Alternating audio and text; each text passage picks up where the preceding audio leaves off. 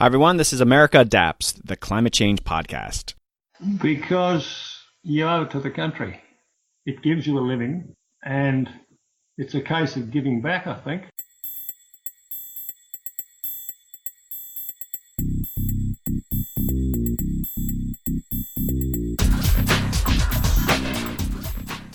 Hey, Adapters. Welcome back to a truly exciting episode of America Adapts. We are going down under. As you Adapters can tell, I'm a big fan of Australia. I used to live there, and any chance I get to highlight what they are doing, I will. First off, I want to thank QMDC, the Queensland Murray-Darling Committee, and NRM Queensland for generously sponsoring this episode. Special thanks to Jeff Penton and Andrew Drysdale. I need to give a little context to this episode. This is a big episode, but Queensland is big. It's 2.5 times the size of Texas with just a fraction of the population. And you'll see from some of my guests, Queensland was my home for 3.5 years in the mid-aughts. So this is a very special return for me, literally to my favorite place in the world. For my longtime listeners, I did an episode on the Australian state of Victoria earlier this year when I went there for a presentation. As part of that trip, I was able to visit Queensland to do some of these interviews. You'll see some of these guests are old friends of mine. Others are new acquaintances. My guests will do a better job than me explaining what NRM bodies are. Even though my guests represent different organizations, they are talking about the natural resource management bodies. The point of this episode is to highlight how these organizations offer a truly unique way to approach adaptation, especially in rural areas. Okay, some podcast news. I was just a guest on the awesome sustainability podcast, A Sustainable Mind. The host and I dig into how adaptation and sustainability are two different fields and how they can learn from each other. Check it out. The link is in the show notes. Okay, some quick shout outs. Thanks, Don, for reaching out. Thanks for sharing that information, Jade. Thank you, Trevor, for your suggestion. And of course, thank you, Sarah, for everything that you are doing for me. Thanks, Amelia, for your suggestions. And thanks, Mitchell, for keeping your passion alive on sea level rise. Okay, future episodes. I'm in the final stages of an episode with Sean Martin of World Wildlife Fund on how to mainstream adaptation. Hopefully that will be a really useful tool. Okay, part 2 of the flooding podcast series should be out soon. Also up is Elizabeth Rush, author of Rising, her book that's getting a ton of positive press. I also have some other episodes brewing. Hopefully I'm going to do one on Houston and the post-Harvey reconstruction. Stay tuned for those. Okay, Adapters, this is the part you can't skip. America Adapts is a charitable organization that needs your support. Don't let all my podcast traveling fool you. This is a tiny operation. Every donation counts. I know you longtime listeners are always thinking about donating. Now is the time. Go to americaadapts.wedid.it. That again is americaadapts.wedid.it. It's as simple as that. This podcast will only continue through your support. And thank you to all my existing supporters. You guys really rock. That donate page is also in my show notes. You know, instead of giving you adaptation-themed interviews, don't make me start singing Air Supply songs off key. I'll do it. Also, if you're interested in sponsoring a specific podcast or having me speak at a public or corporate event, please reach out. I share stories from the podcast and my own experiences in adaptation. And if you're thinking of starting your own podcast, I'm doing some podcasting consulting. You can contact me via the website americaadapts.org. Okay, be on the lookout for some transition sounds in this episode. Those are recordings I made in southeast Queensland rainforests. That loud sound is a cockatoo flying overhead. Okay, let's take a journey to Queensland, the most awesome place in the world.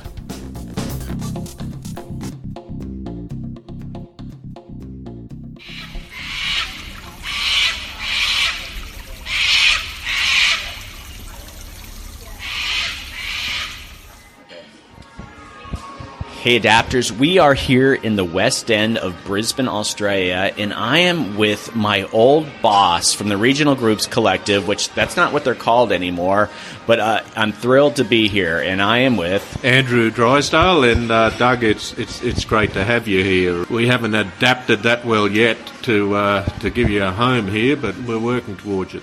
Yeah, help me get a visa, okay? Well, some things are just beyond me. But anyway, I can try. I work for a not-for-profit organisation called Queensland Natural Resource Management Regions, NRMRQ, Regions Queensland, there you go. which represents 14 organisations that cover Queensland and works with communities to try and manage their natural resource management better. We're all about in sustainably using or enhancing or even protecting our natural resources. So, yeah, it's a challenge. All right, we've got some disco music on in the background, but that's okay. We're going to work with this. So what are some of the topics that you cover as NRM bodies? And I know, just so my listeners know, I used to work with these things, and there's these NRM plans, but they basically cover all sorts of issues, conservation, agriculture, but what are some of the other topics? Well, it's, the good old triple bottom line, Doug. We're trying to get economic, social and environmental outcomes, and maybe the fourth, cultural outcomes for our communities. That's our bread and butter. We realise that governments will never be able to fund the change in terms of managing our natural resources unless the land managers out there in the communities identify the need for change and accept the need for change and accept the options. Then no amount of government dollars will get the change that we require towards managing our natural resources. So our job is simply about working with land managers, enabling them to work through that whole good old Change 101 process. And it's challenging for a number of reasons. Working with communities is always challenging, but it's pretty rewarding. And working in the constraints of budgets, that's challenging, and constraints of, especially when most of the budgets come from government. So, but we're still here after near 20 years, and I think we'll be here for a lot longer. And of course, Australia, the home of land care, that's the on-ground stuff, and that's what delivers the major delivery arm of what we do. So when I was here about a dozen years ago, we just started to dabble in climate change. I remember we hosted that Climate Change and Agricultural Summit. I don't know if you remember that. Nigel from QCC, I did that with him. How would you say the issue of climate change has evolved since I was here in Australia over a dozen years ago? I mean, sometimes it hasn't gotten any easier for you. Like in the States, it's still controversial. Well, I suppose in the early parts when you were here, Doug, it was a bit of a novelty, if that was the word. This new thing coming over the horizon. We also had peak oil back then. It's gone quiet. I don't know where peak oil's gone. No doubt it's still there, the issue. Then we worked through periods where we had governments who actually banned the use of the word climate change in their policy. And that's hard. That's really hard. I think it's bloody irresponsible. And then we've come through the other side. But people, they're not blind.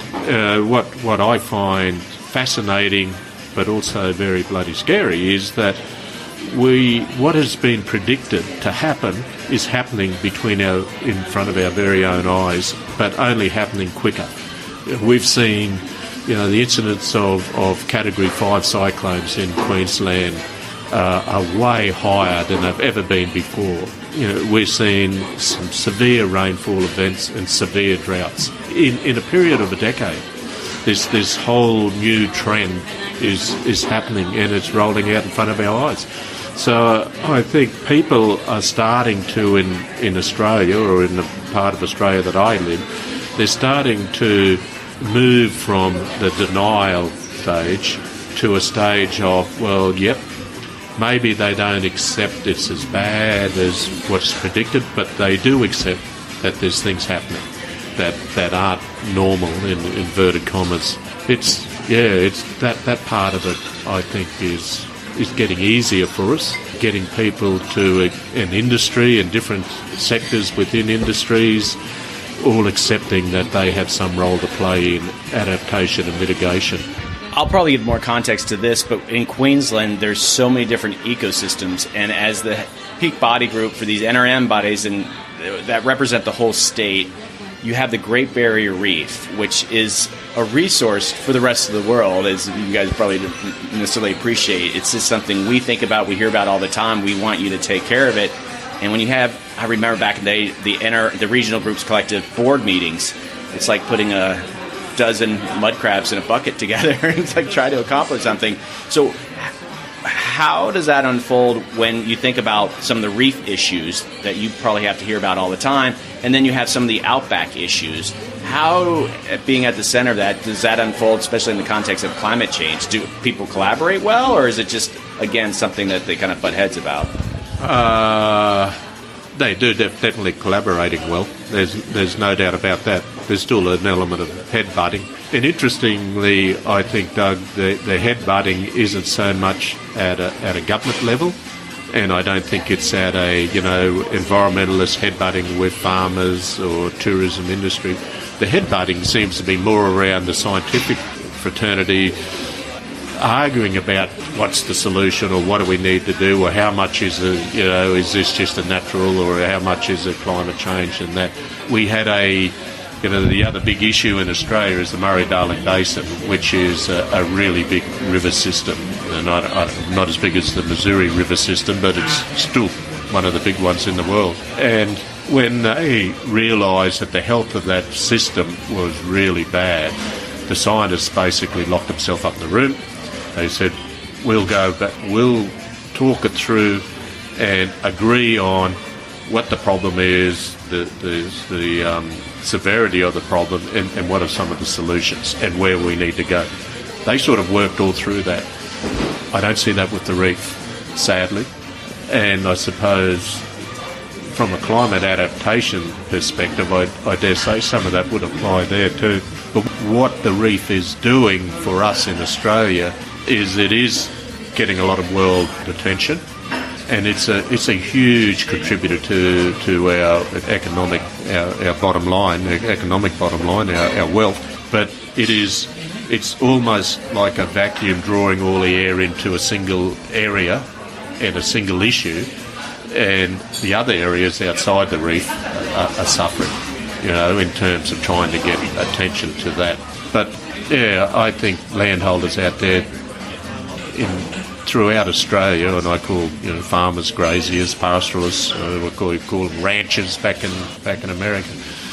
I don't know how much they're still saying that climate change is accepting that climate change is induced by humans or it's speeding up or whatever else, but they definitely have accepted that there's something happening. And I mean, we live in one of the most variable climates in the world in Australia. And talk about adaptation, our farmers over a 200-year period have adapted really well to managing the highs and lows of climate variability. What we're seeing here now is the highs and lows are becoming closer and closer together, but I already see them adapting to it. I've got a good mate who has a property 700-800 kilometres west of Brisbane, and he 4 or 5 years ago made the call that he was going to invest significantly into that property because he's expecting less rainfall, more intense rainfall, and therefore what falls he wants to keep in his property. And he was ripping up the soil so that he can get better infiltration and doing things that wasn't considered to be one economic for that country, or two, a standard practice. But he was making his decision based on a more variable climate and less rainfall and more intense rainfall. So there's many, many examples of that across our country. I found I guess it's a manifesto that's on your website. It was written September of last year, so not too long ago, An Uncertain Future.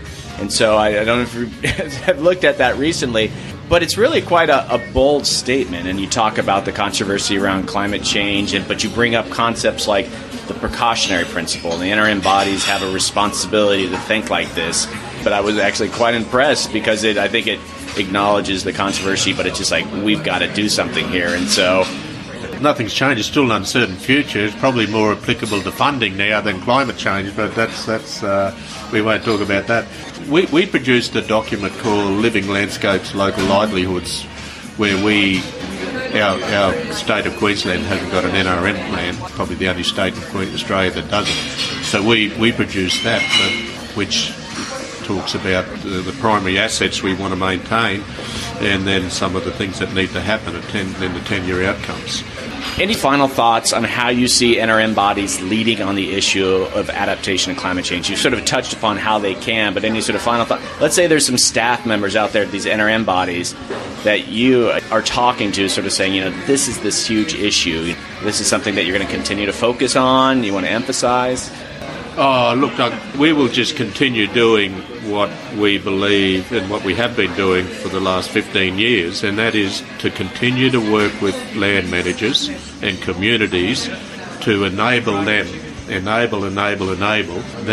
to recognise the problem and also to provide them with some solutions or facilitate them coming up with the solutions.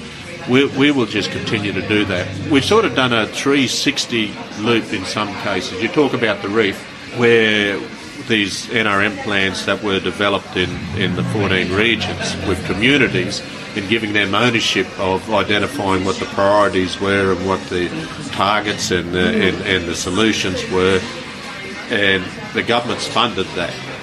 We then moved to a very prescriptive funding program where the Australian government or state and Commonwealth government said, we will only fund that activity in that area because that's what we think is the priority. And it disempowered our communities for virtue. And now we've got back to where we look at the reef and we have programs where they're now sitting down with farmers and saying, so if we want to reduce nutrient runoff from the reef, what do you think we need to do? What do you think you need to do? And so it's empowering those groups again. And it's the same about climate change. Nutrients running into the reef are about farming practices, but it's also about more intense rainfall events. More Category 5 cyclones obviously mean that there's more runoff hitting the reef, so it's all tied in together. I suppose we need to adapt to the old method where you used to have on-farm tours or community groups or coming together and farm meetings and all of that, which is still a great way to disseminate information. But this day and age, a young farmer is more likely to go to a computer than to go to a field day. So we've got to adapt to how we engage with these land managers, these communities, and I suppose that's our challenge. But we're still only enablers. All right, last two questions. What's your favorite landscape in Queensland? Well, my favourite landscape in Queensland, we celebrated 100 years of ownership of our property in Western Queensland. And in 1915, my grandfather went to take up the property and he was building a house for his then fiancée, and he carved in this tree her initials and the date. And I go back to that tree whenever I go back to my home property, and I stand there and I look down over the paddock, and I'd say that'd be my favourite landscape because it's a really special place for me. So, I'm just hoping in 100 years' time it'll still be there and the tree hasn't died because it hasn't bloody rained. I was going to say the Great Barrier Reef, but that's a much better story. I love it. Okay, final question, and this might vex you a little bit. Since I left, I've been using this expression over and over again because it's something you've said to me, and I brought it up with Aussies, and they have never heard of it. And you told me we're having coffee somewhere. You're just like, something like, Doug, they're going to ride you like a pack of goannas. What the hell does that mean? It means that they're going to be on your back and they're not going to let go. So if you can imagine having 22-metre long lizards crawling over your back, that's pretty hard riding. So that's what that means. So it just means that they're not going to give up. They're not going to let up. They're going to just ride you and ride you. They're going to ride you like a pack of goannas.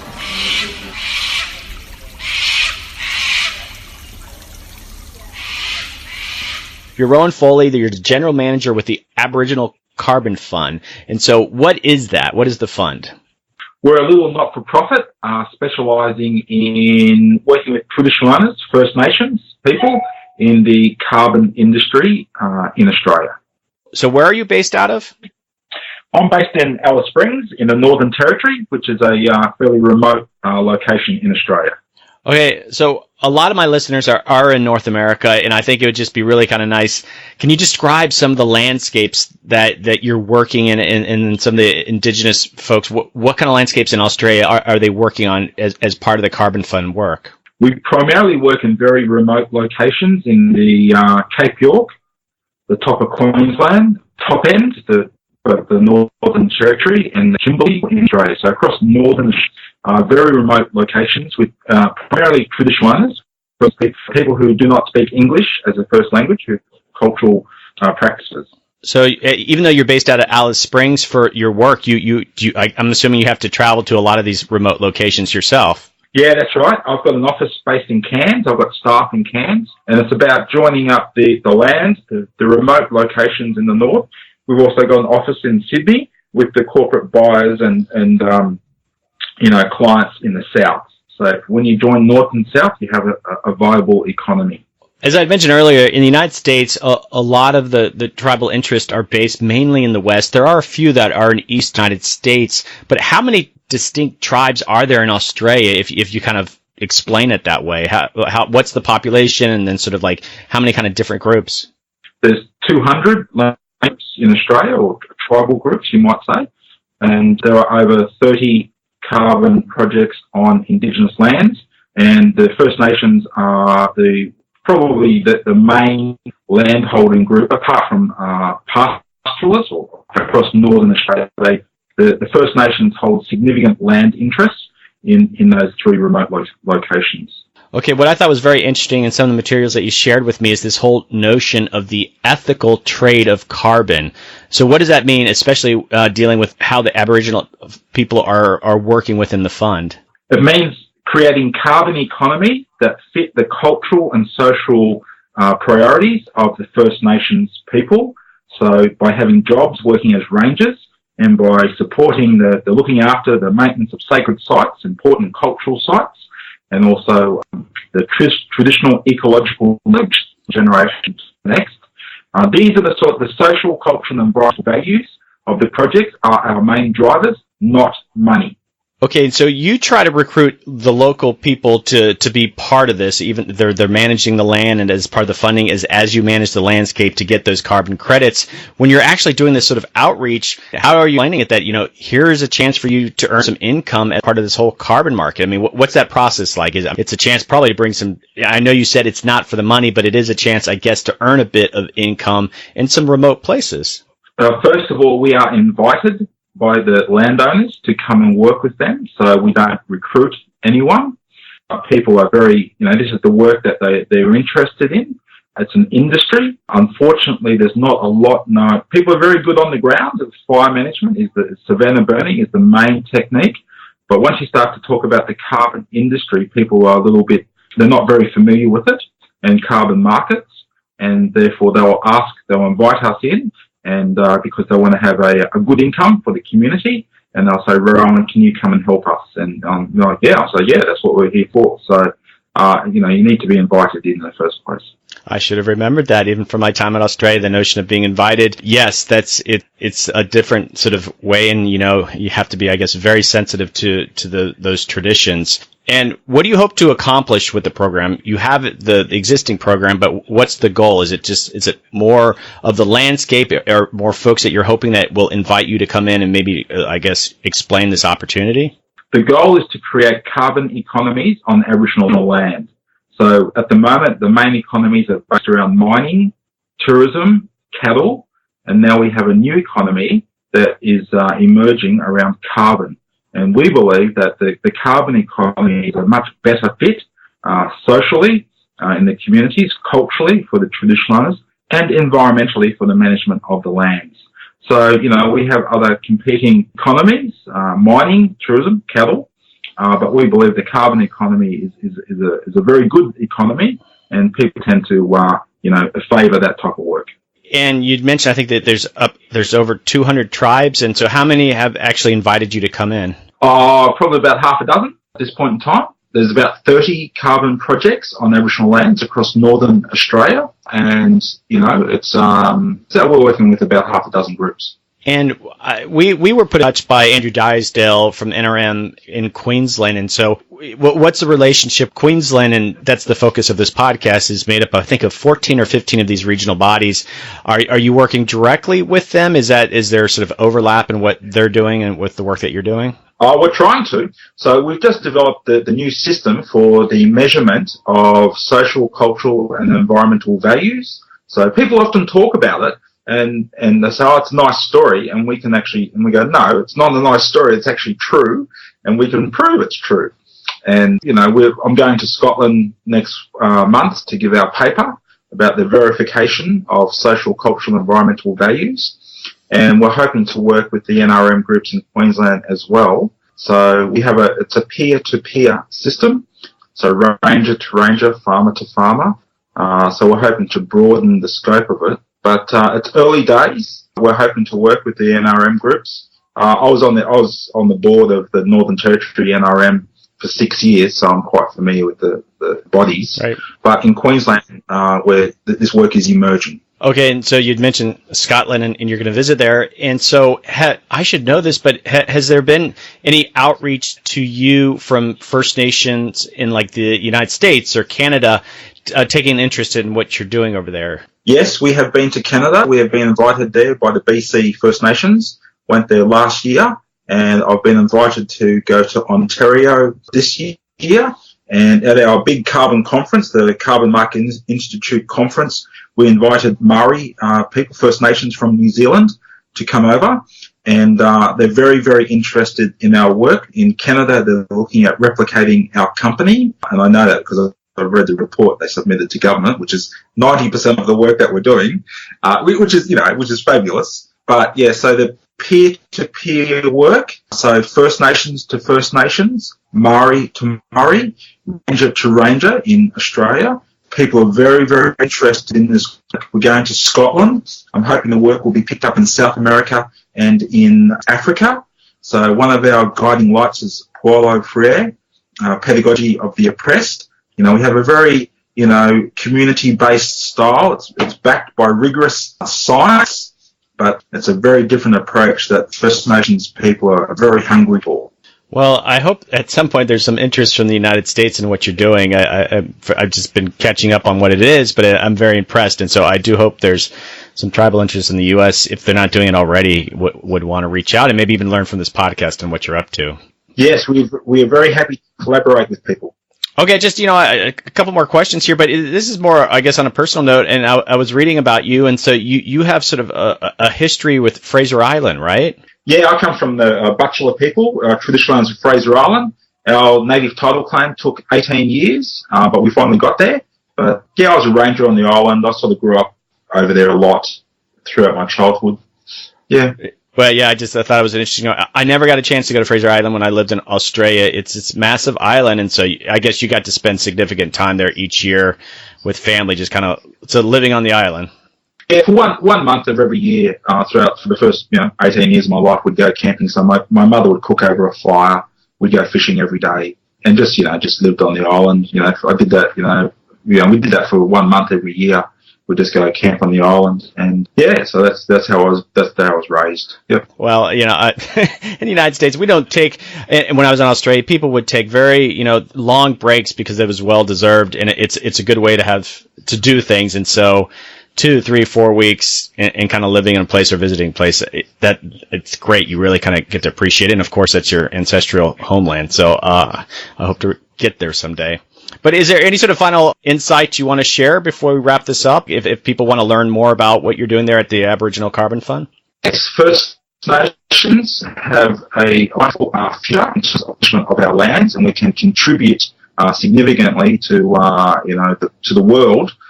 We just need people to recognise the contribution that First Nations people are making. All right. Thank you so much. Yeah, no worries, mate. That's fine. If you could, look, just put me in contact with anyone over there, First Nations people, just reach out. And, we're very collaborative. So we want to, let people know what we're doing, and I want to know what they're doing. So I will. I got a few people in mind I'll connect you with. Again, thanks for making the time to do this. Yeah, no worries, Doug.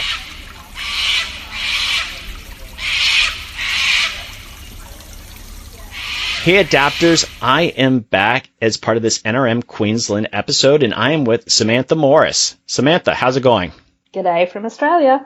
Samantha, we know each other, but could you first say you have sort of an odd history and sort of work status, but could you just say where you work? I'll kind of give a little bit more background on why I'm interviewing you, but just want to give the listeners a sort of background, even blank, just share what you do right now. So I am a writer, editor and publisher in my spare time, and I have created a little alternative music magazine on the Gold Coast, which is Australia's 6th city. But for my real job, I have spent more than the last 20 years consulting to a range of conservation and natural resource management groups across Australia. And those groups situated anywhere between the biggest cities and the smallest towns you could imagine. So most of your work has been in Queensland, though? Most of my work has been in Queensland, but as a consultant, you end up spreading yourself around a little bit. And a lot of my work has been with the bodies that represent groups of these groups, so peak body kind of things, and they're situated in capital cities as well as nationally. Okay. I just want to also let my listeners know, I know Sam. We are friends that actually go way back from my time in Australia, and I do want to acknowledge that. I sat right next to Samantha in one of the offices there, and so we have a history, and so it's kind of really cool that we've come full circle, that I'm recording a podcast with you. Very exciting. I'm glad that you've overcome some of those early language barriers, Doug. People think Americans and Australians speak the same English, but I'm sure you could give lots of examples of how that is absolutely not the case. All right, I am here talking about adaptation and the NRM regional bodies in Queensland. And could you give maybe what you think? You do a lot of communication with these regional bodies, and I know you do all sorts of training workshops, but what's your sense of the issue of adaptation with the NRM bodies? So I guess looking at climate change a little more broadly than just adaptation, this has been a really challenging space, not just for the regional NRM bodies, but for lots of government-funded groups in Australia. It's challenging because we have a 3-year political cycle at the state and federal level, and so a lot of these groups who are funded by governments have reliance on their money and also have an obligation to implement and talk about government policy in certain ways. So that's been a pretty big challenge for natural resource management groups across the board. The other issue they have is that they're not really delivering action on the ground. So these groups are developing strategies and plans for other people to implement. And that is also a challenge because it's great to have big ideas about how you can manage the landscape, but it's a completely different game when it comes to making those projects work on the ground. And I want people, I've talked a bit about this with Andrew, but the sense of what an NRM regional body really is, that it represents all these different sectors, aboriginal interests, agricultural interests, conservation interests, and it has to kind of juggle those sometimes competing priorities. I mean, what's your sense of that model? So, and Andrew has probably given you this background, but the regional bodies came about because governments were looking for a strategic way to manage the landscape. So for a long time, they had been investing in small, hands-on environmental and rural conservation groups. So they would be fixing fences, installing watering points for cattle, planting trees, going onto individual farms or properties and giving people advice. And then the government decided, look, if we're going to spend this much money on managing the landscape, we should do it more strategically. So we need to have bodies located regionally, so 56 around Australia, that can bring all of the various interest groups together and come up with a plan for how we should manage soil, water, vegetation, and climate. And that is a wonderful idea in theory, but the groups that you're bringing together or that they are bringing together include mining companies and conservation groups. They include extraction companies like coal seam gas or underground coal gasification companies. They include graziers and pastoralists as well as green groups. So there is the whole spectrum. And then you have economic development and tourism, lots of interest groups that are trying to have a say about how to manage the natural resources. And of course, with any cross-section of society, not all of those groups have actually got the same end goal in mind. You can't have a mining company and a conservation group working collaboratively on how to best manage the landscape. That is a process in very small rural towns that is fraught. Well, I actually didn't go into that much detail with Andrew, and so maybe you could just give a really brief explanation. So you'd mentioned these NRM plans, and so these are sort of the foundation document that each of these regional bodies that guides what they do. And so literally, how did those plans get written? So was it just by workshop and all these different interests came together, and then it was who signs off on it? So usually the minister, the federal environment or primary industries minister, will have the final kind of say on the natural resource management plan, but all of those interest groups contribute through workshops, through consultations, surveys, one-on-one meetings, focus groups, all of the usual tactics that organisations would use to get people's opinions on things. And I guess this is where some of the challenges with climate change and climate adaptation come in, is that throughout Australia there are still whole communities, whole geographical regions that struggle with climate change being an issue for them, even though they're dealing with their 22nd year of drought, consecutive year of drought. So that's where these regional groups face a bit of a challenge, is that their boards might actually have people who are climate deniers, and that makes coming up with practical tools for adaptation very difficult. Well, my own experience, I worked in the regional body, peak body group, and so it was always a curious thing when the boards would come together. And as you say, different interests were represented on those boards. You might have a conservation interest, and you might have, a agricultural interest. And it wasn't always pretty, but at the same time, I felt that there was probably no better interface for these kind of different groups to come together and actually try to talk. They wouldn't necessarily always agree, but I'm trying to think, if the government was hosting, it wouldn't necessarily go as well as maybe potentially an NRM board meeting. And I don't know if you agree with that, but there's never going to be sort of a perfect platform for all these different voices to come together. And I think the NRM approach is trying to do that. It's probably the best option for doing that we have, because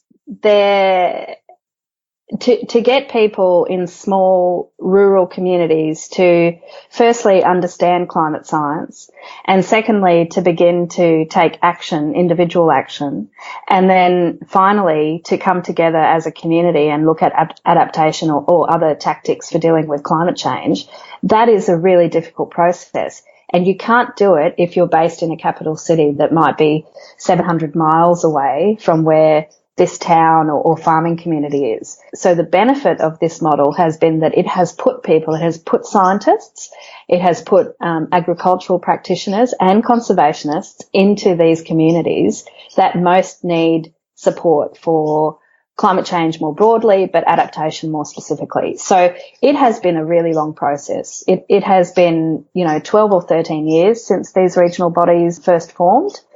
And probably the biggest outcome of the whole process has been relationship building. They have become a hub for people with competing interests to at least start the conversation. One more point related to this sort of the weird, diverse nature of these NRM boards. I remember I was attending a meeting with the executive committee, driving them around, and I had a retired Air Force colonel from an urban area in the car, a former greenie, and now a mayor, and then a roo harvester, which is a kangaroo hunter, and a cattle rancher. And I'm pretty sure you know who all those people were. And it was just the oddest pairing of people. And I don't think you would typically get those sort of diverse interests together, all kind of trying to work for natural resource management outcomes. And so for me as a foreigner in the thick of that, it was a very curious thing. So one of the things that all of those people have in common, and apart from the fact that they're all men, and right, exactly. there definitely needs to be more women in positions of leadership when it comes to this kind of work. But one of the things all of those people have in common is that they live and work in remote and very regional parts of Australia, and Queensland more specifically. So they live basically as far north and as far west as you can go. And these are, like some states in America, these are towns which are a really long way from cities, and it's hard to get there. So, you're either getting in the car and driving for 7 or 8 hours, or you're driving for 2 or 3 hours to then sit in a plane for an hour. So the thing that they have in common is that they're all running businesses or representing people that live in these towns. And even though we talk about, or I've talked about mining interests and conservation interests and graziers all have it coming to the table with different goals in mind, the one thing they do share is a desire to have these regional towns be sustainable and to keep young people there for the long term. And again, on the one hand, that makes the climate change conversation difficult. But on the other hand, it's a great catalyst for talking about adaptation, because adaptation is a practical response to the challenge of climate change. And then even on that notion of these really remote communities, you factor in the aboriginal interests that in some ways are even more remote, and engaging those populations, it can be somewhat of a challenge, and you have to be sensitive to their needs. And I think the NRM bodies, depending on, I think, what state you're in, they were able to, I think, engage with some of the indigenous interests, and maybe better than the larger government entities could. Absolutely. And again, one of the reasons being that they are a presence on the ground in those communities. They have staff who will get in a car and drive out to a remote Aboriginal community rather than doing it by telephone or Skype from a long distance. And with the Indigenous engagement work, it was the NRM groups who were the catalyst for doing things like recording traditional knowledge and putting Indigenous rangers into places where there needed to be a workforce on the ground. And so again, I think most people working in the adaptation space would know and understand how important relationships are, especially when you're dealing with conservative cross-section of society. The relationship basically needs to come before anything else, relationship and trust.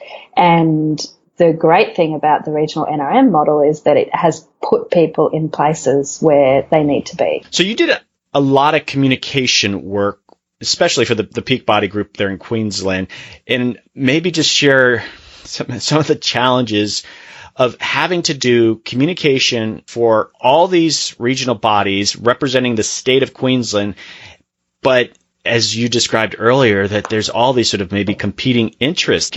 You were producing documents, and you were trying to create this sort of unified vision of what communication might mean. I mean, that must have been difficult for you. That is very complex and challenging role, I have to say. One of the biggest challenges is that people, again, language is very important when it comes to issues that other people consider sensitive, like climate change. And the way you talk about things like climate change has a massive impact on your ability to engage people.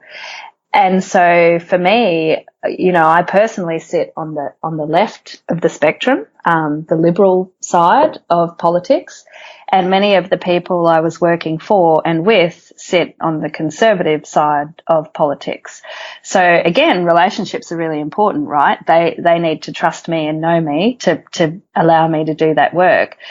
But there were issues like needing to remove reference to climate change in documents so that the document would get through. And that is a very difficult thing to have to do when you have a science and communication background. And it became a personal issue around how strongly do I feel about getting the contents of this document through, and does it actually matter if it refers to climate change or not? Am I comfortable doing this job? I guess lots of people who work in communication in conservation would have that challenge. And that goes back to which government happened to be in power in Australia and what their political beliefs were when it came to climate change and science in general. So that's a challenging thing. I guess the other issue is, and it was very hard sometimes to get these regions to focus on who their audience was. And this is a challenge that many scientists and many conservation groups have, is this notion that everybody is their audience. So they would be producing a document specifically about carbon farming, for example, and they would think that everybody would be their audience without narrowing down exactly who that message is for. And I guess that's another challenge for communication professionals working in science and conservation, is helping people from different backgrounds really narrow in on messages like climate change and adaptation and who the people are that need to hear them, and then finding out how you reach those people rather than broadcasting to the whole world.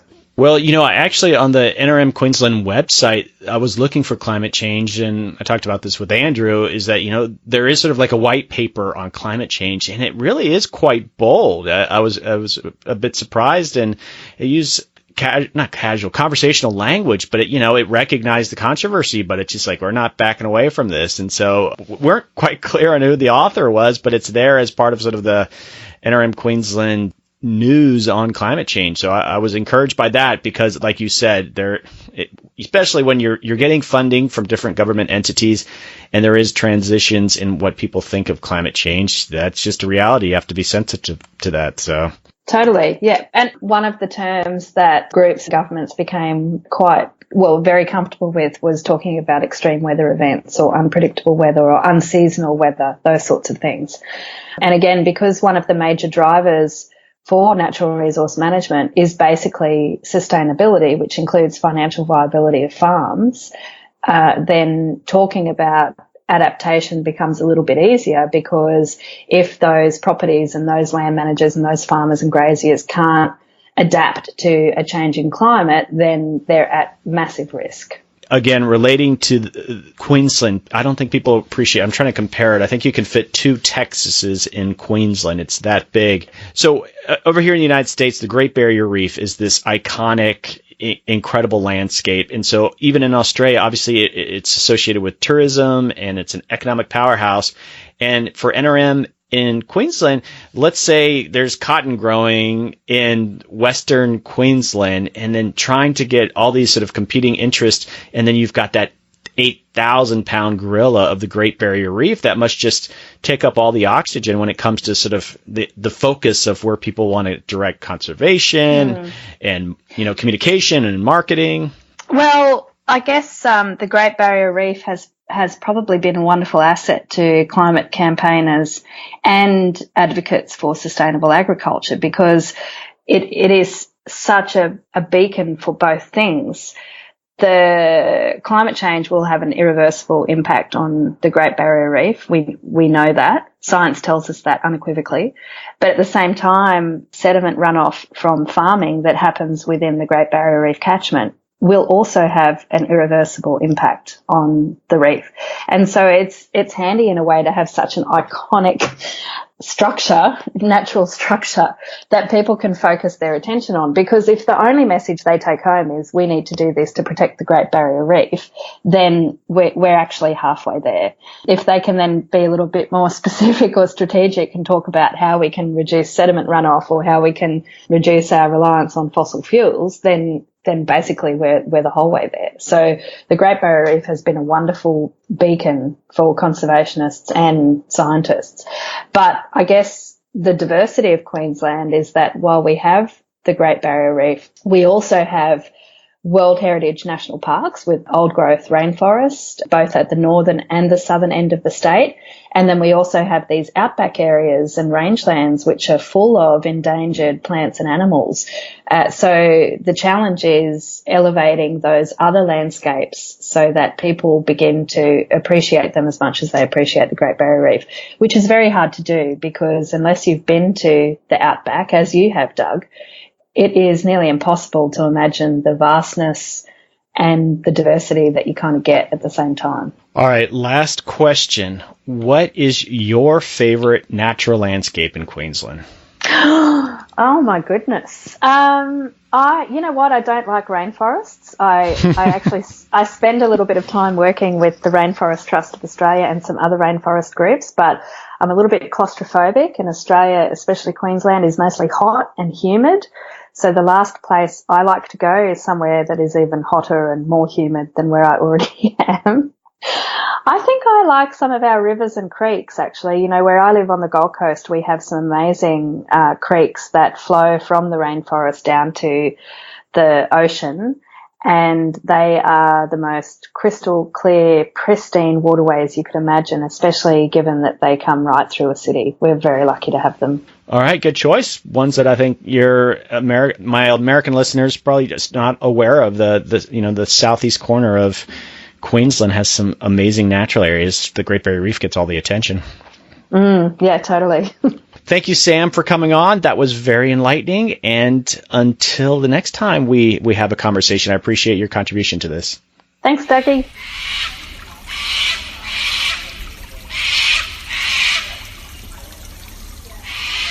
Up next is Bob Spears, who is an NRM advisor on all things climate change with their NRM bodies. Okay, let's join in that conversation with Bob. Bob, where are you based out of? Based in Brisbane, in Queensland, in Australia.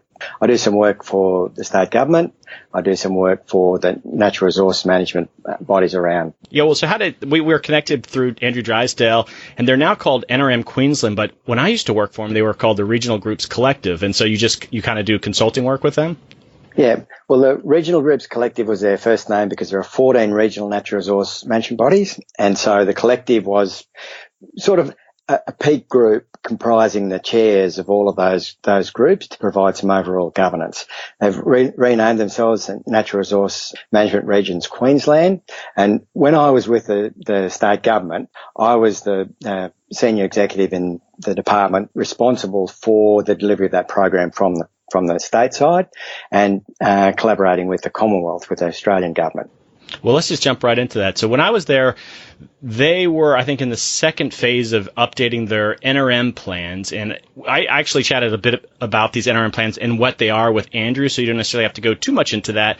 But so you've been involved with this process, and I think it's just been the last year or two of updating those plans to include climate change. And so when I was there, this was like 2004, 2005, they were talking about climate change, but what does it mean to update it with climate change, like the work that you've done recently? What did that entail? So that work involved a program funded by the Australian government, which was to update the regional natural resource management plans right around Australia, the 14 in Queensland. It's really 13 plus 1 in Queensland. So that was between 2014 and 2016. And what we did was to effectively remake the existing regional natural resource management plans to take climate change into account. Now, primarily climate adaptation, but a lot of the plans have gone into how to reduce their carbon footprint and where there are carbon opportunities.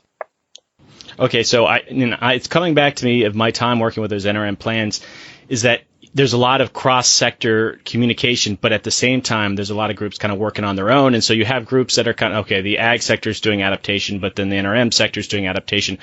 But you try to create a situation with those NRM plans where they're getting all those people to kind of participate and represent their sector when it comes to adaptation, right? Yep, that's generally right. Because the regional natural resource bodies are community-based, all of the asset systems and services that are within scope, if you like, including sustainable ag, sustainable agriculture, biodiversity conservation, landscape management, weeds and introduced species, wetlands, climate change. There's a whole range of regional natural resource issues and assets that those plans and those regional natural resource organisations address. And so what you see is that's just the assets which are NRM assets, if you like, that are in scope for the natural resource management arrangements in this state.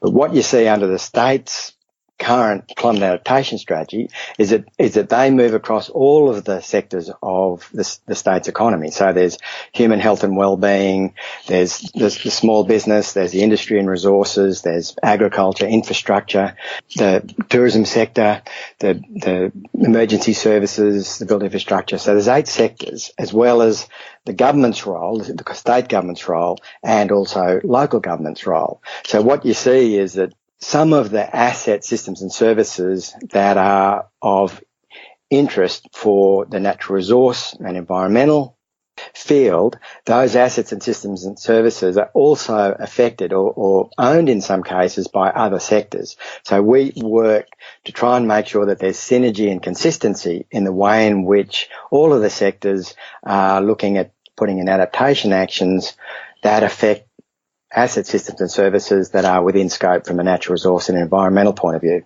Let's say, for instance, wetlands. Like, wetlands are important from a biodiversity point of view, from an ecosystem management point of view, but they're also important from an agricultural point of view and also from a health point of view, because that's where you tend to find mosquitoes breeding, for instance. So the way in which people manage these assets, such as a wetland, or to encourage consistency and synergy, so that no matter who's seeking to take action to provide better sort of response to climate risk, that those actions are consistent and that they don't actually diminish the interests of one sector in trying to improve the interests of another sector. Most of the people listening to this podcast will be Americans, and sometimes it's a bit confusing to try to really explain when you say like community engagement and then even NRM planning. And how I see it is all these different sectors, and you said 8 sectors. The NRM bodies are probably one of the best platforms for these different sectors to actually come together and communicate with each other. I mean, is that just an accurate way of looking at it?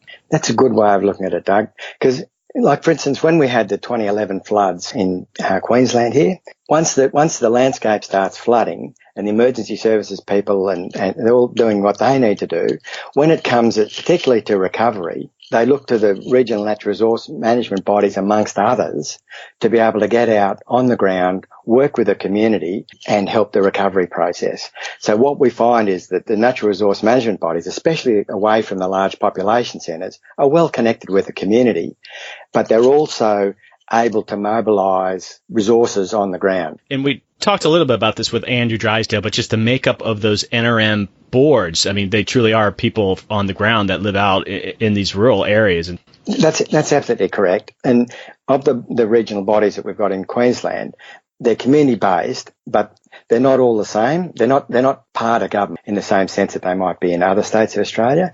So what we see here is that there's always some tension, if you like, or some creative tension between having representative members of the governing committees, the governing boards for those organisations, and skills-based. So what we're seeing is a number of the regional bodies are blending representation and skills-based boards. Say, for instance, so that you have someone from the agriculture sector, someone from the tourism sector, someone from the Indigenous community. That's what we mean by representation, that there are sectors, stakeholder groups that are represented on the management boards of these organisations, but they also look for professional skills. I attended many of those regional groups' collective board meetings, and they were quite a riot to go to. I'm supposed to talk to Peter Douglas. You've probably crossed paths with Peter Douglas many times, and as an American, he's a classic Australian character, but I think he represents, the different kind of voices out there that are working on these issues. Yeah, look, I know Peter well. He's Desert Channels, Queensland, based in Longreach, in the middle of the Outback, if you like, the grass country in Queensland. Lovely, lovely man. Local grazier, but very, very passionate about natural resource management at the community level. So he's one of many characters, and we're really fortunate in that the community has been very heavily engaged with the delivery of regional natural resource management, and people like Peter, but many others that they bring colour and movement as well as expertise and a grounded voice. Because when you start dealing with this, you realise that there are a number of voices that get taken into decision making around natural resource management. One of them is the science voice, the technical voice, the specialist information, if you like. Another is the policy realm, the strategic information around outcomes for weed and pest management or water management and climate change. But there's also the lived experience. There's the voice of lived experience. And what we look to do in the regional natural resource bodies is blend those three voices so that the outcomes for the community, but also the assets and the systems and services that are important within scope for natural resource and environmental management, that those three perspectives, those three voices are all respected, but also contributing to the best possible outcomes. I was wondering if you could give me an example so the state of Queensland has their own expectations that they hope the NRM bodies are reaching with their adaptation plans. But are there some, and just one example of just an on-the-ground example of some adaptation planning? I don't know if it's an indigenous population or maybe a tourism example, but here is some adaptation happening on the coast or something like that. Do you have something that you could kind of explain? Probably the clearest example is up in the Torres Strait, where the work up there has been really very impressive. And we're seeing adaptation around, I guess just in that particular plan, there are 3 outcomes which are clearly climate impact outcomes around increased heat, sea level rise and extreme weather events, but there are also 6 resilience building outcomes. So they're around stronger communities, around resources, healthy natural systems, around enterprise and human wellbeing and so forth. And so what you see there is adaptation around building a conversation, but they're also addressing a program of building some seawalls in some low-lying islands, because the Torres Strait Islands, there are some sand cays and some high islands, but there are also some so-called mud islands, which are islands in the mouth of the river, just in the area between New Guinea and Australia. So you start to see some unequivocal hard infrastructure to deal with sea level rise, and in that particular case, it's primarily focused on so-called fair weather flooding. So it's flooding during the high tide periods of the year. So there's that. So, but what you also see in Australia is that we have a really variable climate. So when you go into the western areas, that climate variability covers up the slow change in climate regime towards a warmer climate over a period of decades. So what we're dealing with there are adaptation processes which provide greater resilience, but also for other benefits. So one of the really nice ones out in the southwest is cluster fencing.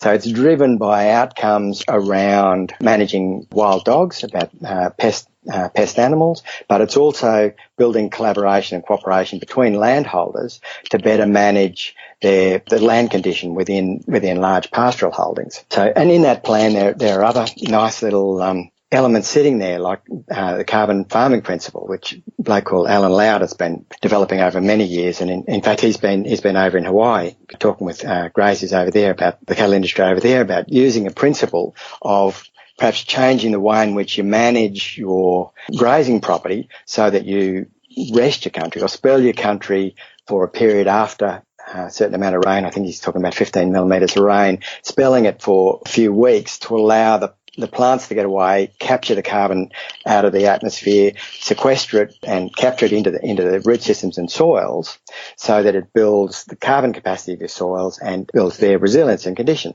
So there are a number of things which are quietly working towards greater climate resilience, as well as perhaps the example in the Torres Strait where there's seawalls being built. You also worked on this agricultural sector adaptation plan, at least your name's part of it. I'm just curious if you could walk through highlighting how the ag sector in Queensland is approaching adaptation. And I think this is a document that GrowCom and QFF were the leads on. Yeah, the agriculture sectoral adaptation plan, or climate adaptation plan as it's called, it's out now, it's been published. It was one of the first 2 of the 8 sectors that went through, and it drew together a number of stakeholders. There was to identify basically a first cut amongst agricultural stakeholders of what the risks were and what kind of responses are being seen or being put in place at this stage in the agriculture sector. So that plan brought together the state of where we are, if you like, and then looked at further work pretty much that needs to get done. It was one of the first, as I said, of the 8 sectors. Since then, the ones we're currently working on at the moment, the human health and wellbeing, the biodiversity and ecosystems, and the emergency services plans. So what we're seeing with those 8 sectors is to some extent slightly different approaches, but sector appropriate approaches. And so what the state government asked us to do from a natural resource point of view was to put together a cross-cutting mechanism so that we could work across the sectors to make sure that the asset systems and service and the interest and issues from a natural resource point of view were reflected in each of those sectors. Now we've been doing that. Ag was one of the early days, and so what we're seeing now is that we've put together a clear specification, if you like, of the the interests and issues that are within scope from a natural resource point of view.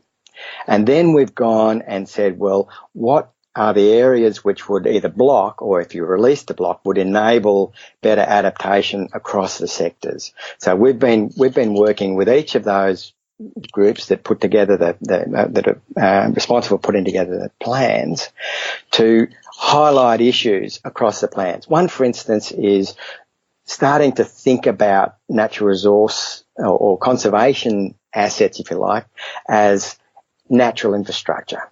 So that if we can get the conversation working in the infrastructure sector and in the agriculture sector and in emergency services around beaches and sand dunes and wetlands and floodplains being seen as natural infrastructure, then the conversation starts to be, how can we use landscape function to take energy out of extreme weather events, so therefore reduce harm in an emergency services sense, keep people safer by perhaps not allowing or constraining planning and approvals for infrastructure being built in floodplains or higher at-risk areas, or managing development in coastal areas so that the dunes and the beaches can in fact help to take some of the energy from extreme weather events.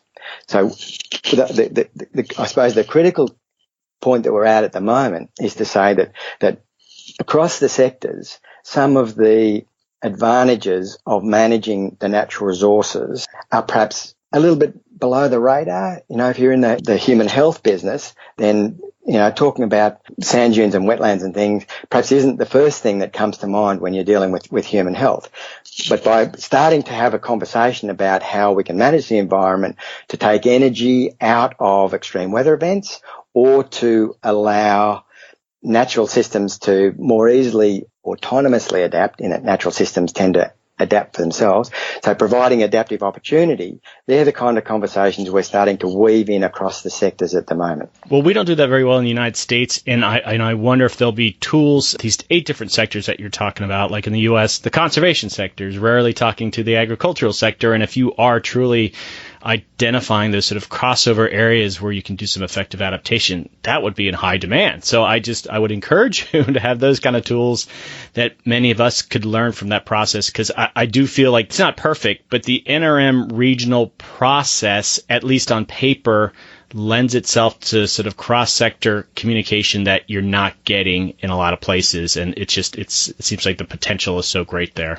Thanks, Doug. And I think we feel pretty strongly about that by having people engaged in a conversation that makes sense in their worldview, if you like, that's really, really quite critical, because, you know, I know with the health sector, you know, they're really busy with lots and lots of things, lots of demands all the time. And so therefore being able to have a gentle conversation in a way which shows how you can make life a little bit easier. It's a little like we're saying with climate risk. Climate isn't really creating any new risks. You know, some sort of appear to be like new risks, like, you know, the polar vortex and so forth. But ultimately what we're seeing is that climate amplifies existing risks.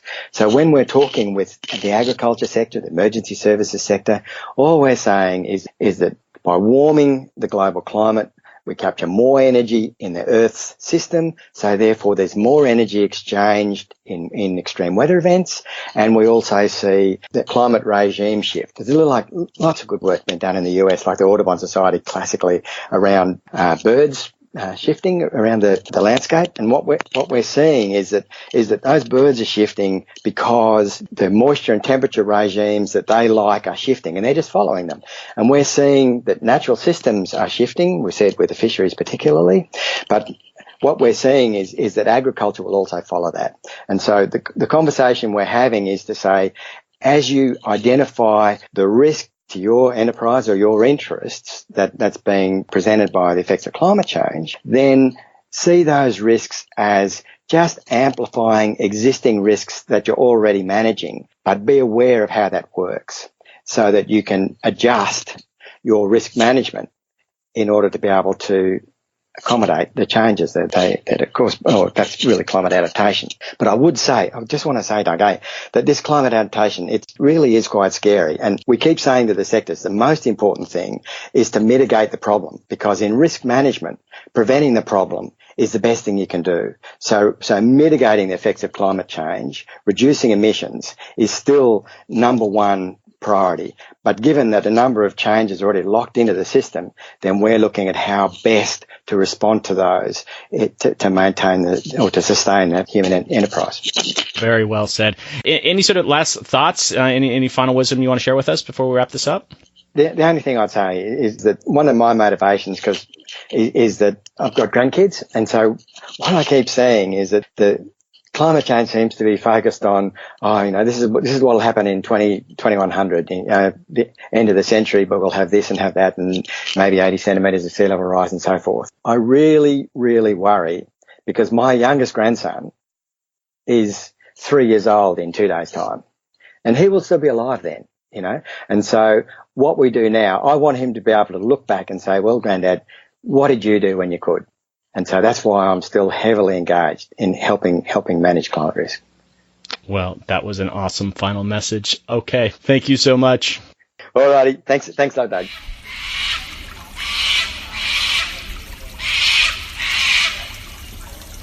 Now that you've heard from some of the professionals working in interim bodies, I wanted to share with you some stories from people who have worked the land for decades.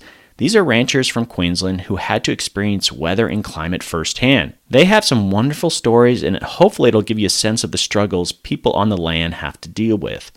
The field of adaptation is only starting to make its way into rural practices. It's been mainly an urban focus. First off is Anne Ballinger, and then Peter Douglas. I knew Peter from my days in Queensland, and it was a pleasure to reconnect.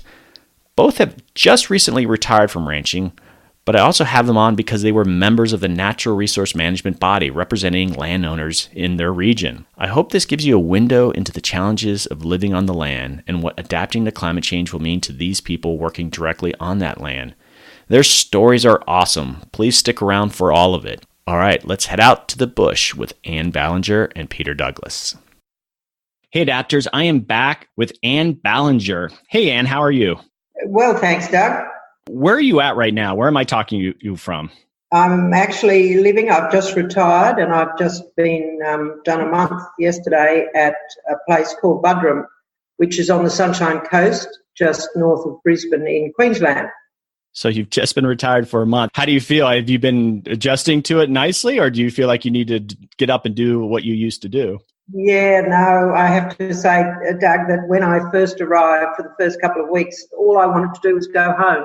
And but I'll always miss the bush, and I always very, very much keep associated with it, and particularly the people and the communities. They're amazing, unique things out there.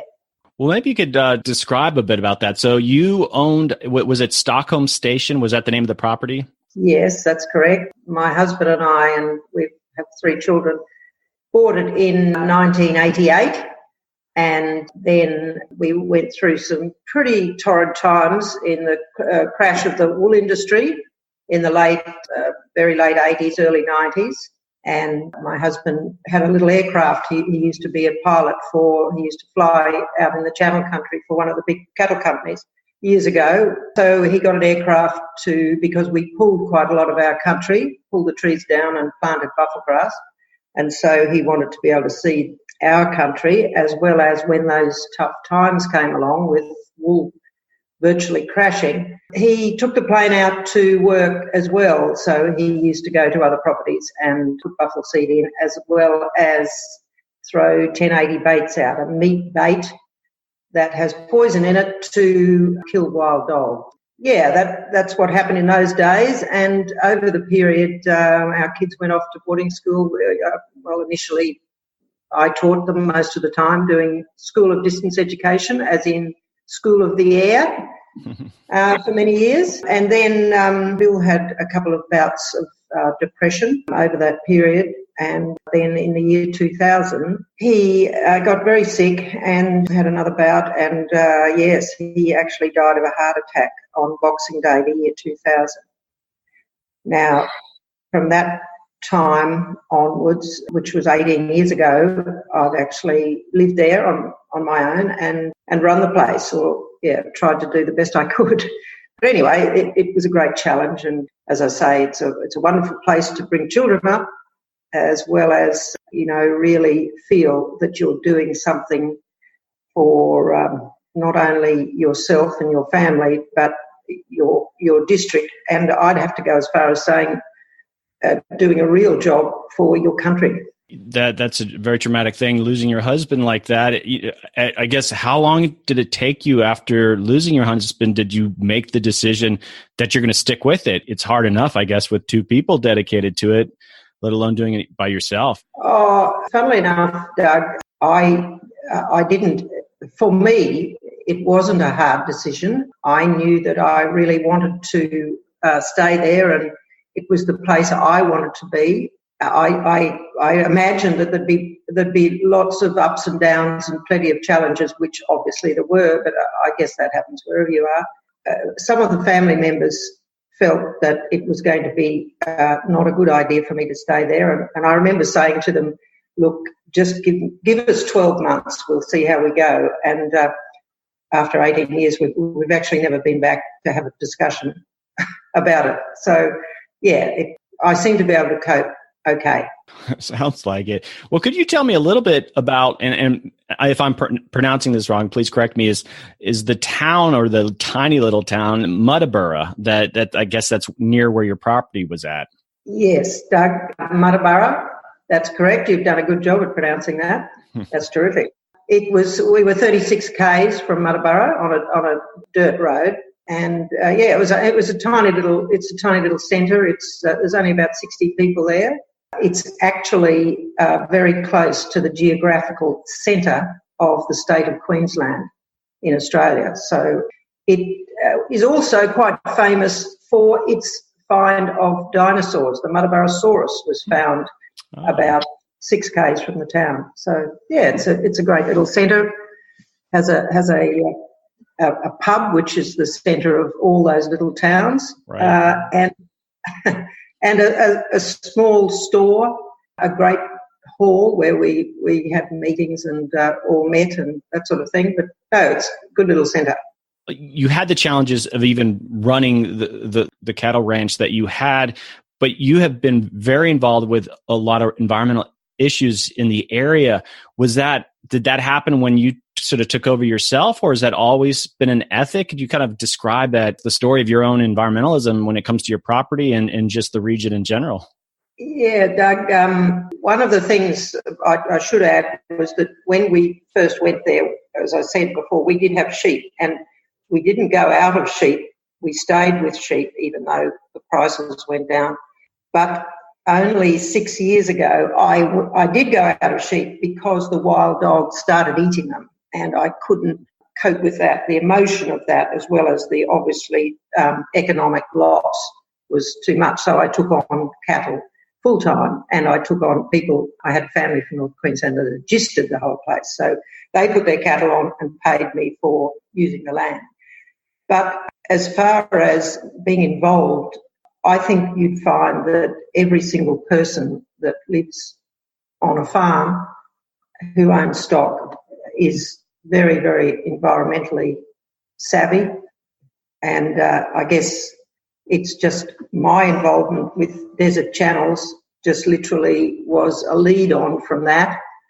I've always been involved and interested in the environment. And I think, as I say, most people that live in isolation or live in parts of different climatic and also ecological areas have to be. They're very close to nature. And so to be close to nature, you've got to really understand it. And I think through that, I had a little bit of time, and I was invited to be on the board, and I've only been there for, I think it's 5 years, but I've certainly enjoyed it, being part of that organisation. There's going to be quite a few American listeners to this podcast. Can you describe what is Desert Channels? Desert Channels is there to enhance the economic productivity and ecological sustainability of the region's natural resources, It's there to encourage the adoption of best management practice, as in landholders, based on sound business and environmental principles. Research and science is combined with out-of-the-box thinking, and it has a commitment to the economy as well as very much the environment in all different ways. Well, could you describe some of the environmental problems that you had to deal with, I guess even on a daily basis? You know, there's invasive species, there's drought. I mean, what were the sort of the main ones that kept you busy? Well, I think one of the biggest subjects, I suppose you could call it, when you're a farmer, is the weather. We're totally, to a point, controlled by the weather. Once upon a time, we just hoped and prayed and thought that luck had a big part of it, which to a point, I guess luck is, it depends if you believe in luck, I guess it does. On the other hand, I think we have become much better at holistically managing our businesses with the approach to ensure that our land practices have adapted to climate change and variability, as in the way we graze our land, the way we are very conscious, and this has been happening forever, of course, trying to keep feral animals out of the land. I've tried all different sorts of things for that. Just at the moment, they're doing a series of terrific cluster fencing in Western Queensland for wild dogs to try and keep the dogs out so they can run sheep again. And also one of the things on Stockholm was, over the last few years, is the invasion of prickly acacia trees. I had a lot to do with trying to eradicate as many as I could before I left the property. They just bloom in good times, as in good seasons, and they can turn into a scrub and take over the land, and then the grass doesn't grow. They were introduced actually as a great source, which they are, for stock in I think it was about the 1920s or something. But of course, because they have a great supply of protein within their leaf system, as well as they grow this fabulous pod that's lovely and juicy, unfortunately they can become very invasive and form a scrub. Well, you had mentioned climate change, and I'm just curious, and I imagine that lone pub in Muttaburra, is that something that you would talk about? Would other cattle ranchers, would you talk about climate change, or would you be focusing more on just the drought? You've always been dealing with drought, but do you sense that more of the landowners are actually talking about climate change and the need to adapt to it, or is it talked about like that? Well, I don't think you can get away from the fact that I don't know about other parts of the world, but certainly this part of the world has become hotter and events are more extreme. Now, we also believe, I'm sure a lot of people believe, that the climate is changing all the time and has been forever, which I guess it is. So because of the change, particularly the heating up and the length of time now, that we do have a very hot summer. You know, it goes for a lot longer now, is what I'm trying to say, as opposed to, I gather, once upon a time. I think, yes, I do believe that people are addressing that, and they don't want to. None of us want to particularly. But I think, most people in the Muttaburra pub are talking about, as well as lots of other issues, particularly drought and wherefores and what-fors of drought, but they are admitting to the fact that the climate is changing. Well, there's this whole notion, if it is changing and if things are getting hotter, that this in some way is new. And you hear about a lot of local governments and state governments really starting to focus on adaptation. How are we going to adapt to climate change? And is that sort of outreach, or is the state or local governments working with landowners in Queensland on these issues? And, and I guess they have to be sensitive too, as a lot of times the landowners are, listen, we're on the land, we know what's best. Is there a relatively good relationship? Let's say the desert channels, do they come out and they talk about adaptation, and are they telling you actually to do anything different than you've ever done before? Or is it new, or is it just sort of doing the old things differently? Doug, I think I'd have to add here that in Queensland, the state government in the environmental department is very, very focused on the Great Barrier Reef. A lot of money statewide and financially has gone that way because I gather, I haven't seen it with my own two eyes, but I believe, and I'm sure it's right, that the coral is on the Great Barrier Reef a lot of it is dying. Now, the next person will say, well, don't worry, because it's just a change that will happen and it'll come back. I don't know. But as far as desert channels goes, sadly, I think we have this incredible, and it's only getting worse in everything that happens in over what we call over the range, which was over the Great Dividing Range, which runs through Toowoomba, which is only 2 hours from Brisbane. So there's a lot of country from the Great Dividing Range through to the border of Northern Territory. A lot of people are very, very ignorant about what happens out there, understandably, because no one goes out there. There are not many people that live out there.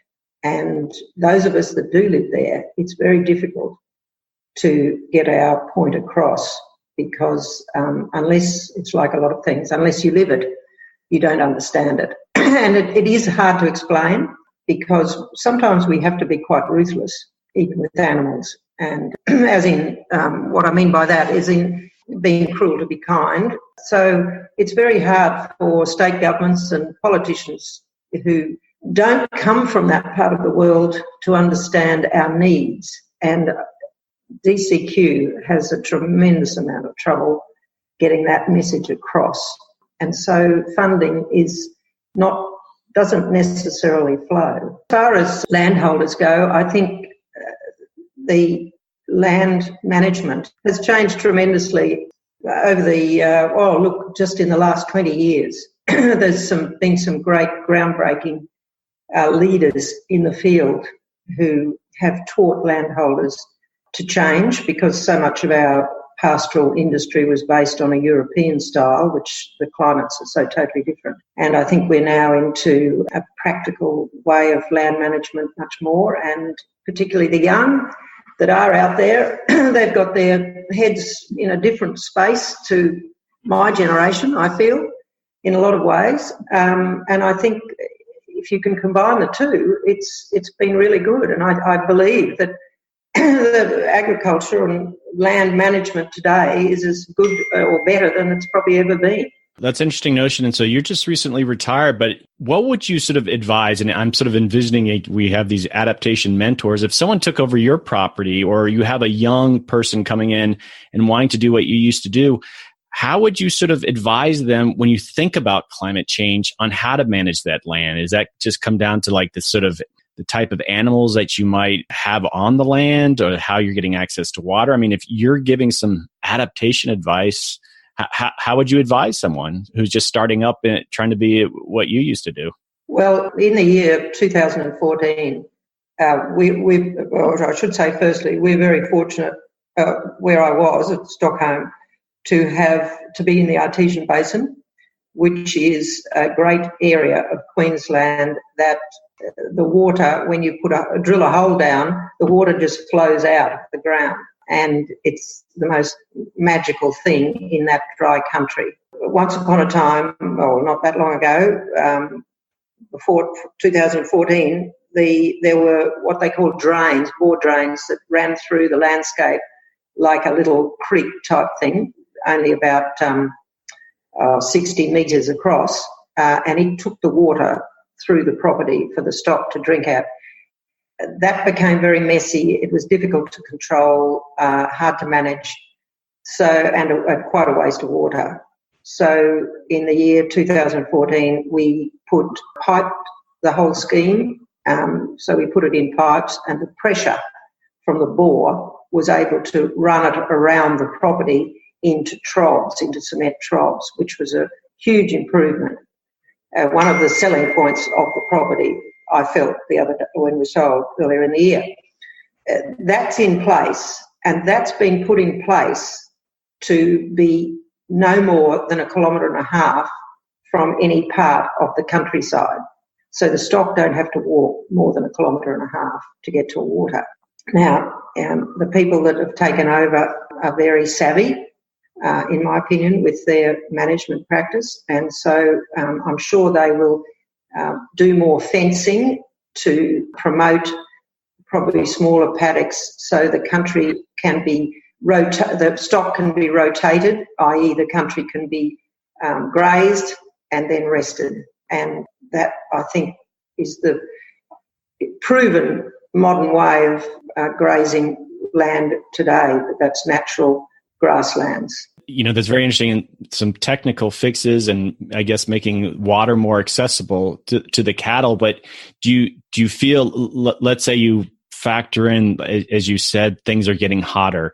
Well, even when you have those kind of changes in accessibility to water, do you think 30 years from now, if things keep getting hotter, that people are going to still be able to do what they're doing now?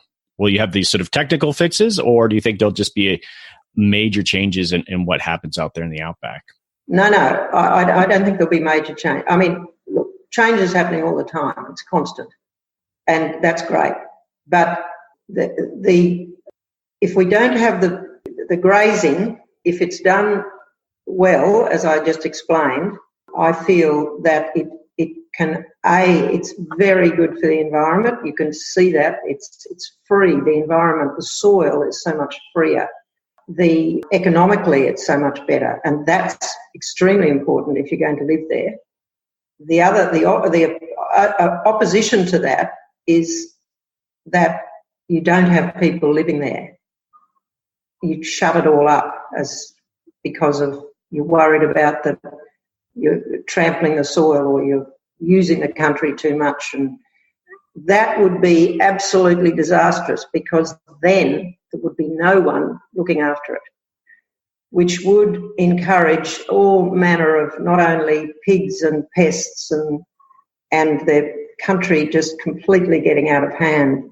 For instance, the prickly acacia totally getting out of hand, more out of hand than it is today.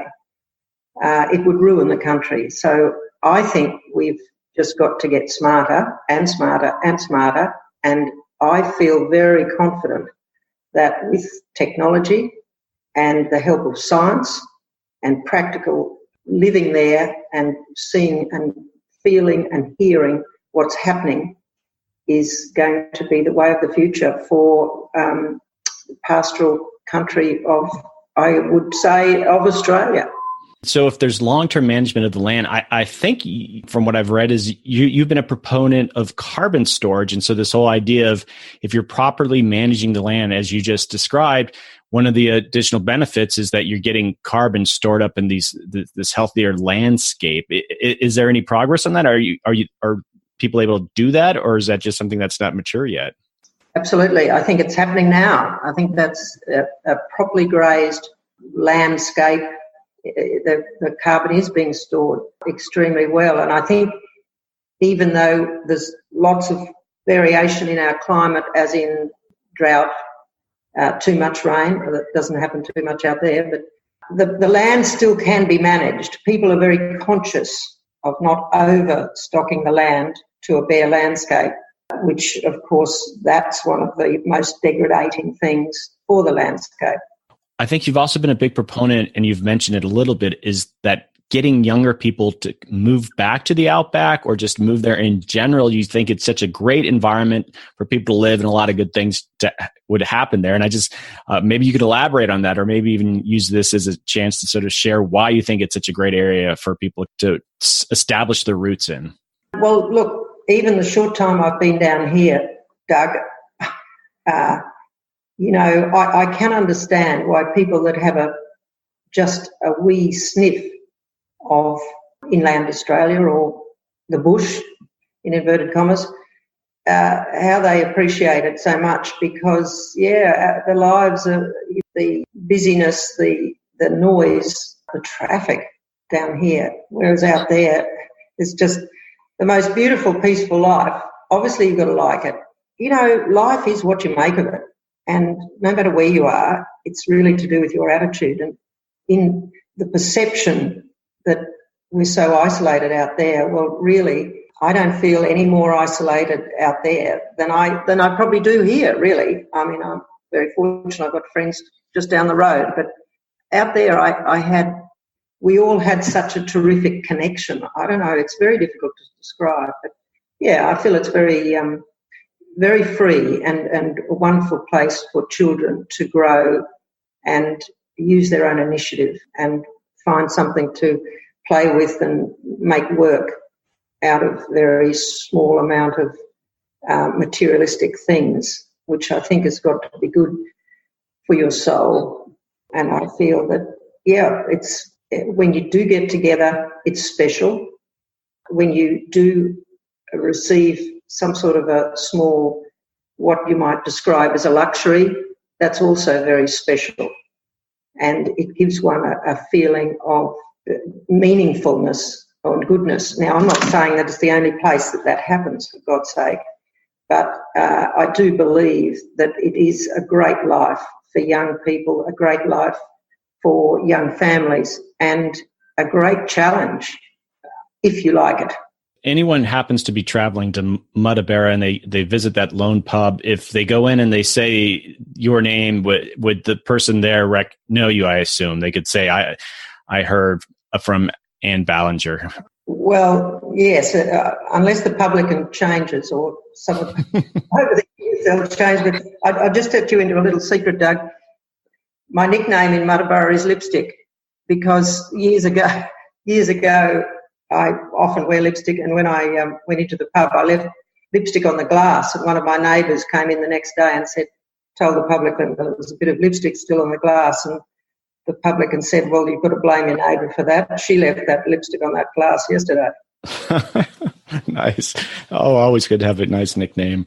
Okay, last question. My American listeners who happen to be traveling to Australia, your typical visitor to Australia is visiting Sydney, they're visiting Melbourne, they're going to the Great Barrier Reef.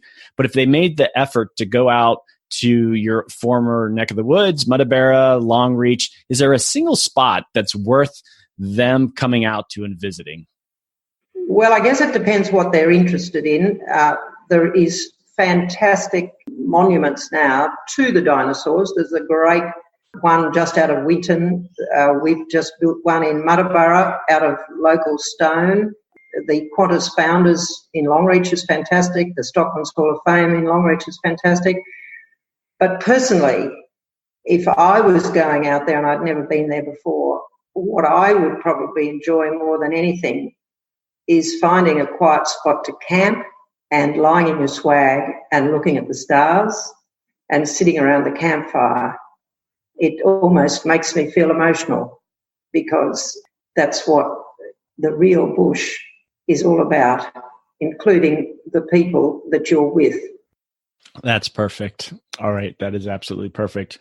Thank you, Anne, for sharing your experiences and your advice on this issue. But I appreciate you making the time. Thanks so much, Doug.